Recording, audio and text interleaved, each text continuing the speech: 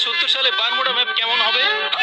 বা আপনি কি কখনো কল্পনা করছেন যে 2070 সালে বারমুডা ম্যাপটা কিরকম হতে পারে? আমি জানি আপনারা কেউই কখনো এরকম চিন্তা ভাবনা করেন নাই। তো আজকে আমি আপনাদেরকে দেখাবো 2070 সালে বারমুডা ম্যাপের কিছু জনপ্রিয় লোকেশন কিরকম হতে পারে। তো চলেন বেশি কথা না বেরিয়ে ভিডিওটা শুরু করি।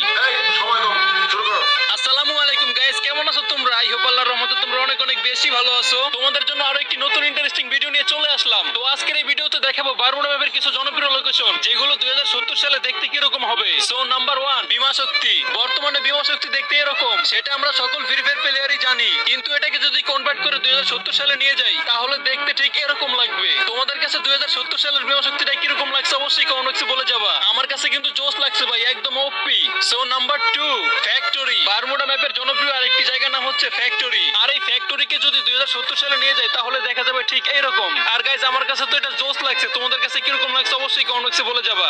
Number 3, observatory. বর্তমানে কিছু রাশার প্লেয়ারদের ফেভারিট জায়গা হচ্ছে অবজারভেটরি। আর এই অবজারভেটরি ম্যাপের এক সাইডে থাকাতে সবসময় সেখানে ভালো ভালো প্লেয়াররাই ল্যান্ডিং করে থাকে। আর এটাকে যদি 2070 সালে কনভার্ট করি তাহলে দেখা যাবে ঠিক এইরকম। ভাই রে ভাই, এটা তো পুরো দুবাইয়ের মতো লাগতেছে। এইসব ম্যাপে আমাদের বাচ্চারা গেম খেলবে আর বলবে আমরা আমাদের দেশে থেকে দুবাই গিয়ে ফাইট করি।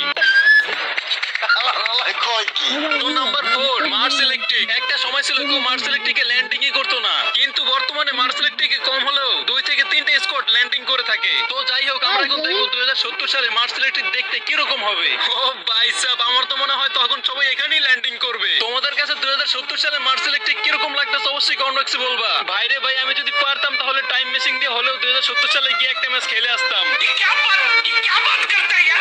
তো গাইস, তোমাদেরকে যে 4টা ম্যাপ দেখাইছি সেগুলোর ভিতরে তোমার কাছে কোনটা সবচেয়ে বেশি ভালো লাগছে অবশ্যই কমেন্ট বক্সে বলবা। আর এটাও কমেন্ট বক্সে বলে দিবা যে তুমি কোন জায়গায় সবচেয়ে বেশি ল্যান্ডিং করে থাকো। তো গাইস, নাম্বার 5 থেকে পরের গুলো দেখানোর আগে ছোট্ট একটা বিজ্ঞাপন দিচ্ছি। তো গাইস, আপনি কি ঘরে বসে টাকা ইনকাম করতে চান? তাহলে এক্ষুনি ডাউনলোড করুন ZBIN77 অ্যাপটি। অ্যাপটার লিংক আমি আমার পিন কমেন্টে দিয়ে রাখবো। সেখান থেকে অ্যাপটি ডাউনলোড করে আপনার নাম, মোবাইল নাম্বার আর পাসওয়ার্ড দিয়ে একটা অ্যাকাউন্ট ক্রিয়েট করুন। অ্যাপটাতে প্রথম জয়েন করলে আপনি পেয়ে যাবেন 587 টাকা বোনাস। এখানে রয়েছে অনেক অনেক গেমস। এছাড়া আপনি ফার্স্ট ডিপোজিটে পেয়ে যাবেন 100% বোনাস। তাছাড়া আপনি যদি রেফার করেন তাহলে পেয়ে যাবেন আজীবন কমিশন। তাছাড়া এই অ্যাপটিতে 24 ঘন্টা কাস্টমার সার্ভিস তো আছেই।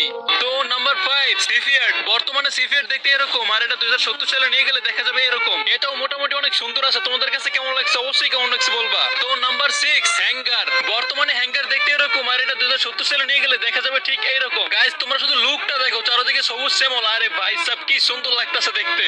Number 7, graveyard. এই গ্রেভিয়ার্ডে আমরা সবসময় ভূতের বাড়ি বলে থাকি। দেখা যাক 2070 সালে এই ভূতের বাড়ির লুকটা কিরকম হয়। ও ভাই সাহেব, ভূতের বাড়ি হয়ে গেছে এখন একটা টাউন। ভাইরে ভাই, সামান্য গেমের ম্যাপটার লোকেশন গুলো এত উন্নত হবে তাহলে একবার চিন্তা করে দেখো দেশগুলো কত উন্নত হবে, শুধু বাংলাদেশ ছাড়া।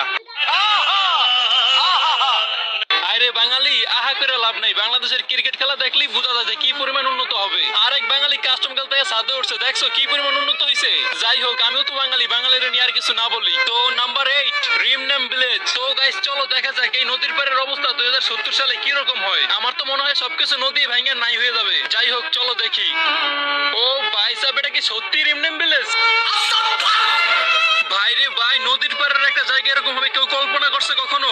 ভাই সাহেব, তাহলে দেখা যায় 2070 সালে গেমটা অনেক উন্নত হবে। বাই দ্য ওয়ে, আরেকটা কথা, 2070 সাল পর্যন্ত কি আসলেই গেমটা থাকবে নাকি আর অল্প কিছু দিনের ভিতরে আমাদের মাঝখান থেকে ফ্রি ফায়ার গেমটা হারিয়ে যাবে? এই গেমটা যদি আমাদের মাঝখান থেকে হারিয়ে যায় তাহলে আফসোস করা থাকে আর কিছুই করার থাকবে না আমাদের। এই গেমটা হচ্ছে আমার ইমোশন, আর এই গেমটাকে তুমি কতটা ভালোবাসো অবশ্যই কমেন্ট বক্সে বলে দিবা। তো নাম্বার 9, পচিনাক।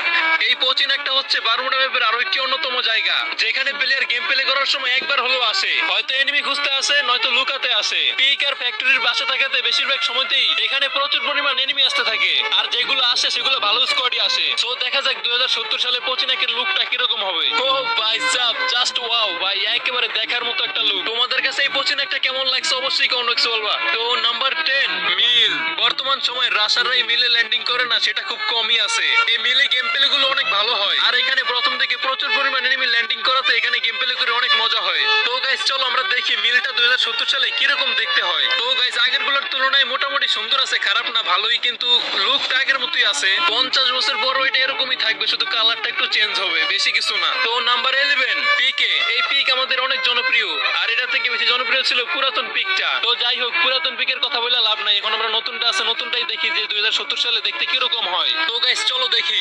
মোটামুটি চলে, কিন্তু গাইস আমার কাছে এটা ভালো লাগে না, যেহেতু আমার নতুন পিকটাই ভালো লাগে না, তো এটার 70 বছর পর এটা ভালো লাগবে না, বোঝা বুঝো নাই? তোমাদের কাছে কেমন লাগছে অবশ্যই কমেন্ট বক্সে বলে দিবা। তো গাইস, টোটাল 11টা লোকেশনের ভিতরে তোমার কাছে কোন লোকেশনটা সবচেয়ে বেশি ভালো লাগছে অবশ্যই কমেন্ট বক্সে বলে দিবা। আর তোমার পছন্দের কোনো লোকেশন যদি এখানে থেকে থাকে তাহলে অবশ্যই ভিডিওতে লাইক দিয়ে চ্যানেলটা সাবস্ক্রাইব করে দিবা। তো আজকের জন্য বিদায় নিচ্ছি, ততক্ষণ সবাই ভালো থাকবেন, সুস্থ থাকবেন।